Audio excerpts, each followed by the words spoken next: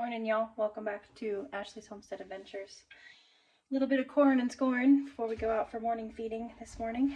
It was just something I wanted to get done. My tomatoes have been sitting on the table ripening from the last pick of the season before our first frost came.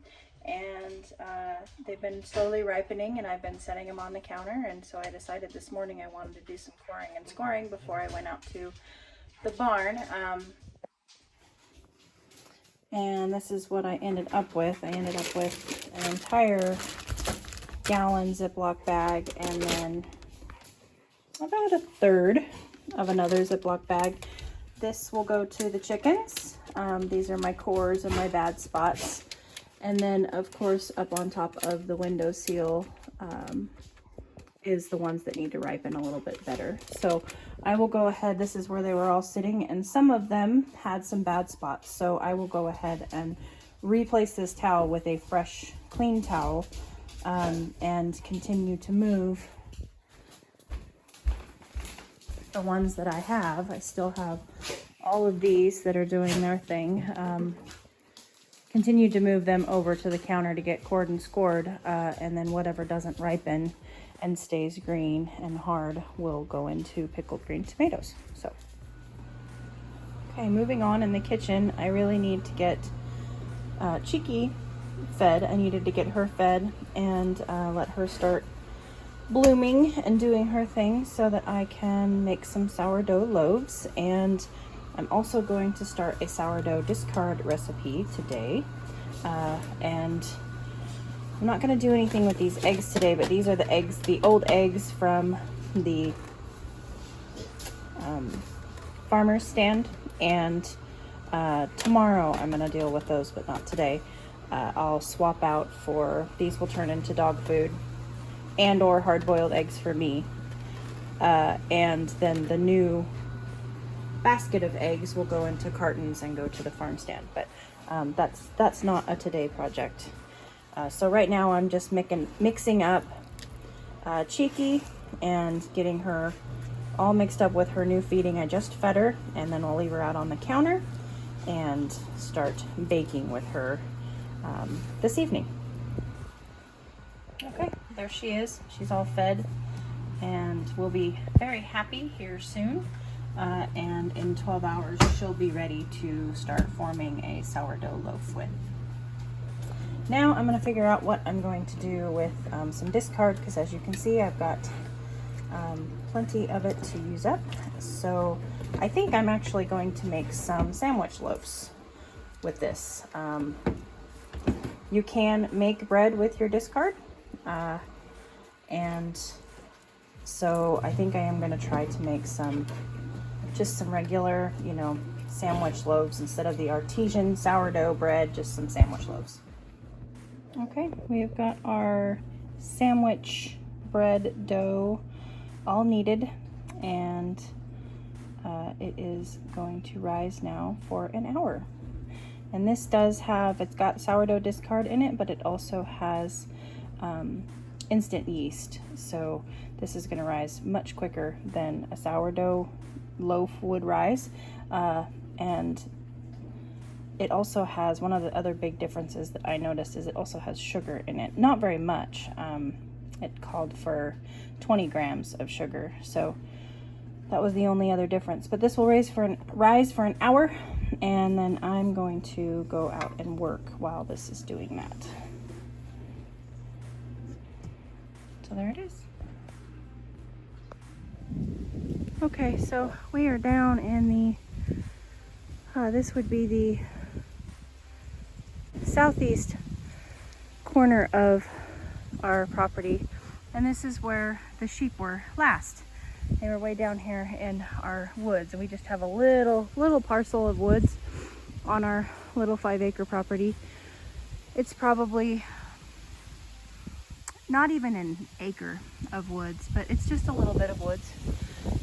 The garden is right up there on the hill, and you can just barely see the roof of the house and then like the chicken coop roof there. But I am going to take down this net, and this was a huge pen for them. and they came down here and foraged for a day. But I'm gonna go ahead and take down this net, and they are going to move behind the barn and behind the groom shop and start working on that pasture, and then I will follow behind them and amend the soil and seed it with wheat. So I need to get this net down and get it to the pasture, and let me tell you what, I am looking forward, very, very much looking forward to working back in pasture. Having this sheep net out here in the woods with all the sticks and the leaves and you have to be a very patient person to get it put up and taken down every day. So I'm excited to be back in just grass where nothing catches up in it. So I'm gonna get that done. All right, I have the pins set up, the sheep net set back up, and the cool thing is the hose has got it knocked down right there, just because I'm filling up all the water troughs. But they get this whole pin today, which is really cool. And I think I'm actually going to try to take Taco out too. But while I'm waiting for that last water trough to fill up, I'm going to go in. My timer just went off. The bread's supposed to be done rising. And, ooh, looks pretty good to me. Okay, now I have shaped my dough, and how I did that was, it was very simple. I just turned it over onto the counter and pressed it out into a rectangle, and then I rolled it up and just kind of patted the sides. You can see here where it's rolled, it looks like it's rolled, and that's because it is. And then just kind of patted the sides of it, you know, just gently patted the sides of it until I knew that it could fit into the loaf pan, and dropped it down into a buttered loaf pan, seam side down. And now we will let this rise until the bread has come just over the rim, which should take about another hour. But with that visual, if your house is cooler, it's going to take a little bit longer, which is okay. We'll check it in an hour and see how it is. This time I'm going to go ahead and just put a dry towel over the top of it. This is a dry, clean towel because I don't want the weight of the wet one. This way it can lift the dry one. It may not be able to lift the wet one, so I swapped out for a dry one. All right.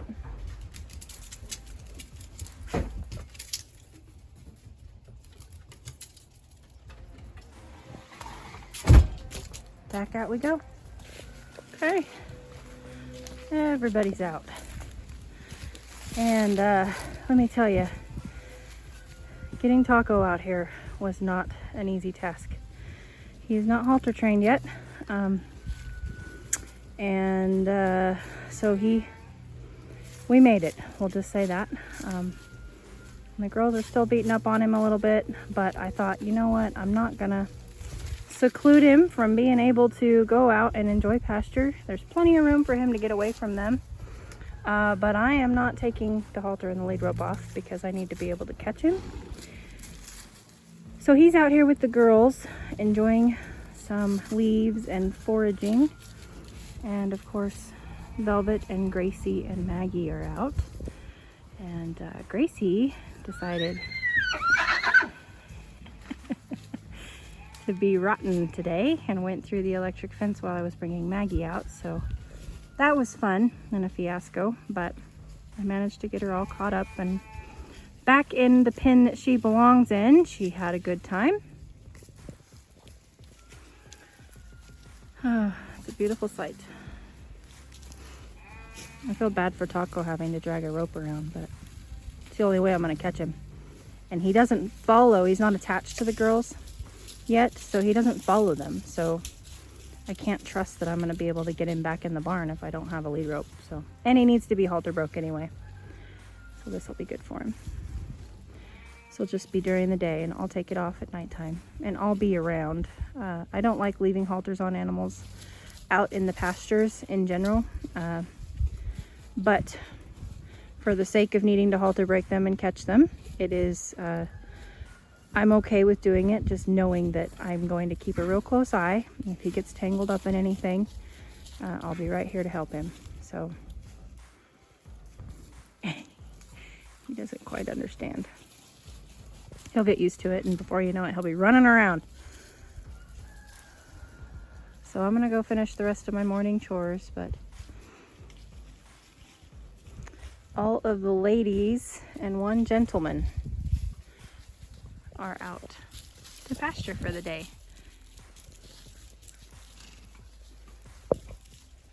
Getting some much needed vitamin D, and just feels good. It's a lot of work sometimes when you're moving, you know, like pastures from one side of the property to another. And I still have quite a bit of work to do. I've got to pick up all that hot wire on the other side.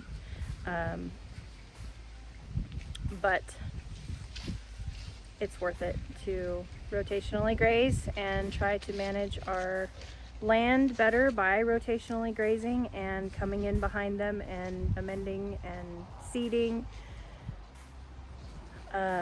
It's worth the work. It will be worth the work. You know, 5-year plan, people, 5-year plan. I want this to be beautifully reseeded and have less of the obnoxious weeds and in time. And in order for that to happen, we need to manage it. And I do believe in rotational grazing for that reason, to manage the land better, and also to not leave my animals you know, in pastures where they could pick up their own pests. So it helps with pest pressure too, and it feels good to have them out on pasture today.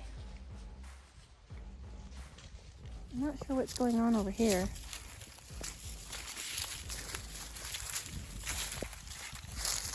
What are you after, Missy Rumor? After something.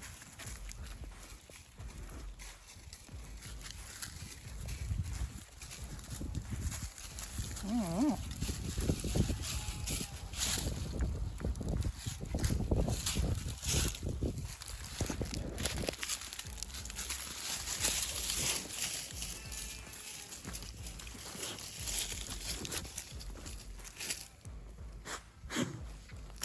What are you after?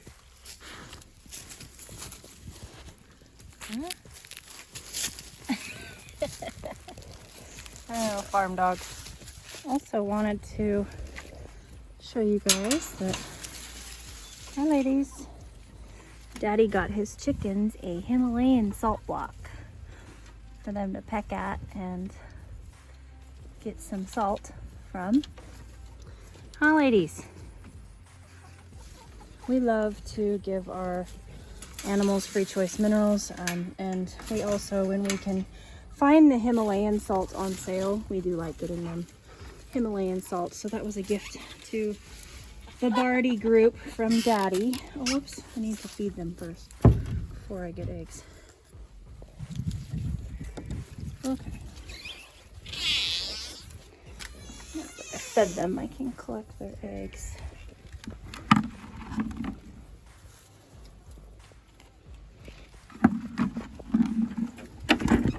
Oh boy.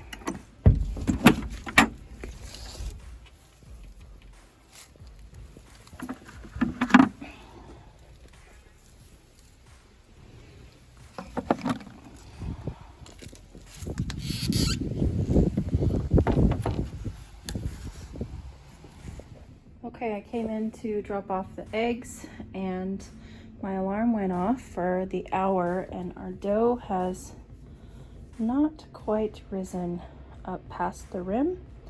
So I'm gonna go ahead and set my timer for another 30 minutes and go back out and work and come back and check it. My house is a little cool, so it's okay if it takes a little bit longer for it to rise. It is rising, so I know that the yeast is working. It's just taking a little longer. Okay, check that out, you guys. Looks pretty good. So I'm gonna go ahead and set the oven for 350 and let it preheat. I'm gonna make sure it's said to leave lots of room.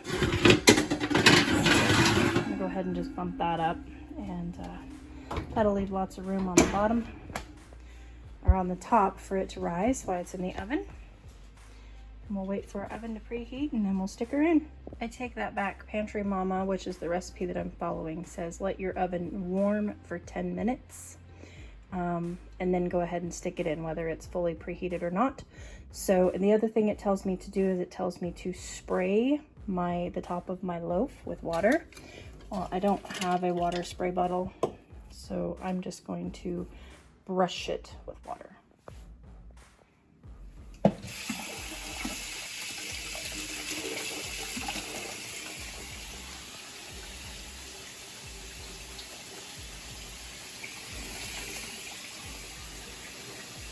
Just to keep it nice and moist.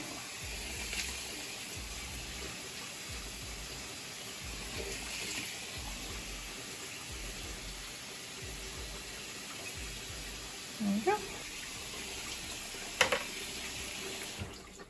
We'll wait for 9 minutes and then put her in. Well, here's the good news. The oven preheated before the 10 minutes was up. So in it goes.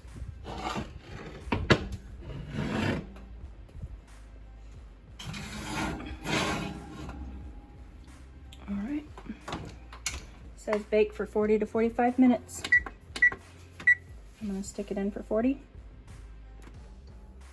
and I'll set my alarm on my clock or my watch and head back out.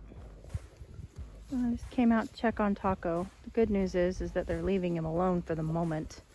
They weren't just a minute ago when I was looking through the kitchen window. It's like the Mean Girls Club, man.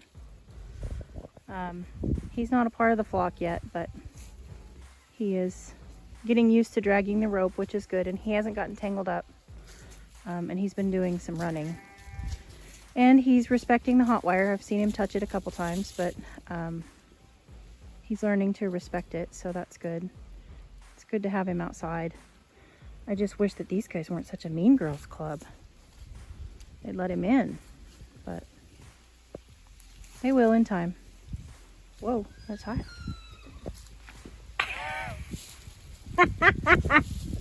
Mares. I mean, she's a long ways away from her.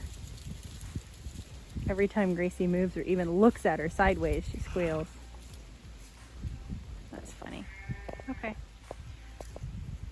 Got work to finish up in the barn. Alright. As you can see, the sheep are still out, but the 3 mares are back in. We had to have a bit of a hot wire training lesson with Miss Gracie. But the barn is done, it's clean, everybody's watered, minerals are filled, and it's time to go get our bread out of the oven. Okay, you guys, let's see if I can take this out. Oh my goodness, look at that.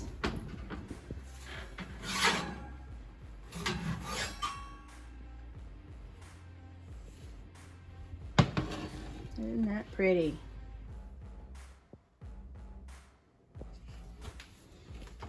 All right, I'm gonna let it cool, and that will be a great loaf of sandwich bread for me.